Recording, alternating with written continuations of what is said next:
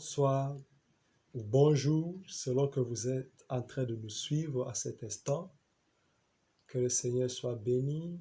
Nous sommes venus à notre deuxième série de visions que le Seigneur nous avait données par rapport à son Église, à son peuple, par rapport à ces derniers temps. Je suis en train de créer beaucoup de messages sur Facebook et je vois des commentaires des gens par rapport à l'enlèvement, parce que je crois à un enlèvement après la tribulation, mais ce n'est pas ce qui a été prêché depuis longtemps. Alors aujourd'hui, le Seigneur m'a demandé de partager la vision que j'avais reçue, le message qu'il m'avait dit avant que je ne commence à publier ces messages. Prions, baissons nos têtes. Père, je te bénis, je te rends grâce pour ce temps. En toute main, je viens recommander ces moments d'entretien, de partage avec ton peuple, dans le nom puissant de Jésus, que tu parles et que je disparaisse. Et que tout, Seigneur, soit pour ta seule gloire, dans le nom de Jésus. Amen. Alors, je vais partager avec vous la vision que le Seigneur m'avait donnée. Vous savez, je crois à un enlèvement après la tribulation, parce que le Seigneur m'a fait grâce de comprendre dans les Écritures et dans la Bible, il y avait plusieurs versets noirs sur blanc qui parlaient de l'enlèvement de l'Église après la tribulation et que l'Église devait passer par le feu. Mais je n'étais pas encore prêt à commencer à partager cela avec mes amis. Jusqu'à ce qu'à un certain moment, le Seigneur a commencé à me parler en vision pour me dire de commencer à le partager, car nous sommes dans les derniers temps et très bientôt, vous allez voir les choses que nous sommes en train de partager avec l'Église. Qu'est-ce qui s'est passé? J'étais dans ma chambre. En fait, avant d'arriver à la chambre, j'étais au salon. J'étais en train de méditer la parole de Dieu. Et j'ai entendu la voix du Saint-Esprit me dire, va dans la chambre, je vais te parler. Je suis entré dans la chambre. J'ai commencé à prier. Et pendant que j'ai prié, j'ai eu une vision dans mon esprit. J'ai eu une vision dans mon esprit. Je vois Jésus dans ma vision, revêtu d'une couronne, avec une épée à sa main. Et revêtu des habits blanches. Pendant je voyais cette vision, j'ai demandé au Seigneur, qu'est-ce que tu veux dire, mon Jésus? Je suis à ta disposition.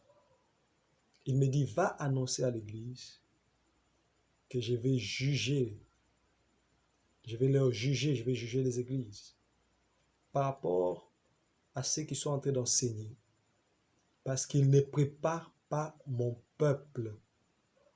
Dans leurs églises, dans nos paroisses, Dieu a ses appelés, ses choisis et ses fidèles. Et il veut que ses fidèles, ses choisis et ses appelés puissent entrer au ciel. Mais l'Église n'est pas prête. Les hommes de Dieu, par rapport au message que nous prêchons, ne préparent pas le peuple de Dieu à rencontrer le Seigneur. Nous prêchons beaucoup plus les choses terrestres que les choses célestes. Et le Seigneur me confirme pour me dire, effectivement, l'enlèvement se fera après la grande tribulation. Vous savez, ce n'est pas facile d'annoncer ces choses parce que moi-même, que je suis là, j'ai commencé à servir le Seigneur depuis l'âge de 12 ans. Actuellement, j'ai 30 ans. Et ce que j'ai appris tout au long de cette période, c'est que l'enlèvement sera avant la grande tribulation. Mais avoir un message où le Seigneur te dit que ce sera après la grande tribulation et qu'il m'a montré la Bible telle qu'il y a, des choses qu'il avait dites, ce n'était pas facile. Beaucoup de choses que le Seigneur avait proclamées dans la Bible se sont déjà accomplies. Les 7 sceaux, les 7 trompettes, Il y a 4 sceaux qui sont déjà accomplis. Et nous attendons le 5e, le 6e et le 7e. Il y a du premier trompette au 5e trompette sont déjà accomplis. Nous attendons le 6e et le 7e. Et le 7 fléau, pendant que le Seigneur va déverser sa colère sur les nations, l'Église ne sera plus là. Alors le Seigneur me dit, va communiquer et leur dit, parce que les 7 fléaux vont commencer juste après l'enlèvement, juste après la grande tribulation, il y a enlèvement, et puis les 7 fléaux se déversent sur les nations. Mais l'Église va passer par le feu. Et le Seigneur me dit, l'Église n'est pas encore prête. C'est par la grande tribulation que je vais purifier, blanchir mon Église. Je vais blanchir mon Église. Parce que très bientôt, nous allons entrer dans la période de 7 ans de Daniel qui est resté. Et dans cette période de 7 ans, il y a premier 3 ans et demi et deuxième 3 ans et demi. Et c'est dans la période de deuxième 3 ans et demi que l'Antichrist va commencer à exécuter l'Église. Et le Seigneur me dit, communique ces choses, forme et parle. C'est alors que j'ai vu cette vision dans la chambre. Et j'ai commencé à partager cela sur Facebook avec mes amis, avec d'autres personnes. Bien que jusqu'à présent, beaucoup ont encore la conception de l'enlèvement avant la tribulation. Vous savez, cette conception-là, Jésus m'a dit que ce n'est pas biblique, ce n'est pas écrit. Je suis sûr que plusieurs ne me montreront pas un verset noir sur blanc où on parle de l'enlèvement avant la tribulation. Et pourtant, Jésus lui-même a dit que l'enlèvement se fera après la tribulation. Et il a donné plusieurs versets bibliques montrant cela dans la parole de Dieu. Alors, j'ai essayé de partager avec certaines personnes, jusqu'à partager avec un de mes aînés. Et c'est vrai, il m'a dit que je devais encore chercher le Seigneur pour avoir plus de confirmation. Alors, je l'ai fait parce que j'étais dans la prière. Et le Seigneur m'a fait grâce, juste le premier jour où j'entrais encore pour la prière, d'avoir la visitation des êtres célestes. Quand je parle des êtres célestes, c'est-à-dire je parle de certains serviteurs de Dieu, prophètes des Anciens Testaments, qui sont au ciel. Et le Seigneur les a envoyés pour me communiquer des messages particuliers, mais aussi des messages pour l'Église. J'ai eu la grâce de voir en vision Noé, de voir Élie, Élisée, Daniel,